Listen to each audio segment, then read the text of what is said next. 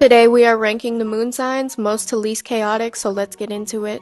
First up in our stability on 10 category, we have Taurus moons. Taurus moons are unfazed, they are the strength for the rest of us. Next up we have Libra moons. Libra moons value harmony and balance over everything. They're able to see all sides of a thing, they don't get carried away with their emotions.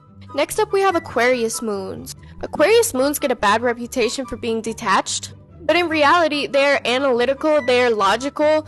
That's where they're comfortable. That's how they operate, and that's fine. Lastly, in this category, we have Leo moons. Leo moons can be dramatic and do the most, but at the end of the day, they are always going to express themselves. They have big feelings, but they get that shit out and they move on.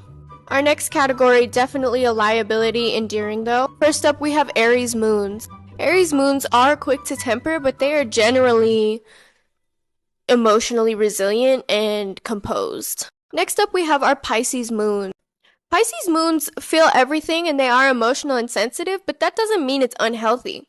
We probably have a lot to learn from Pisces moons. Next up, we have our Cancer moons. Cancer moons also get a bad rep.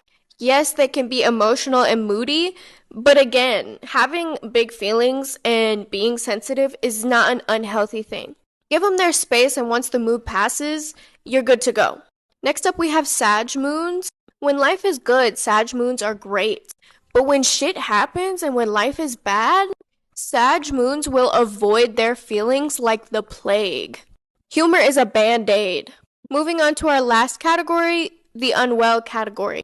First up, we have Capricorn moons. Capricorn moons are exactly like Sag moons, except for the fact that they do not have any of the optimism, they do not have any of the lightheartedness. They have all of the avoidance and the unhealthy coping mechanisms, though, or lack thereof coping mechanisms. Next up, we have Scorpio moons. Yes, it's true, Scorpio moons are in the depths, they are going through it, so just be aware of that. Because they're strong though, they don't need anyone, they don't need any help, but just know they're going through it. Next up we have our Gemini moon.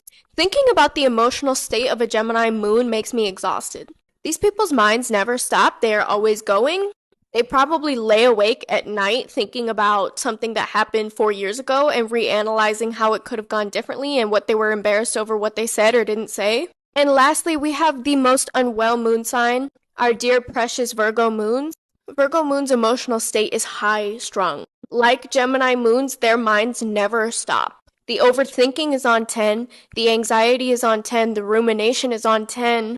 Check on the Virgo moons in your life. They need a rest.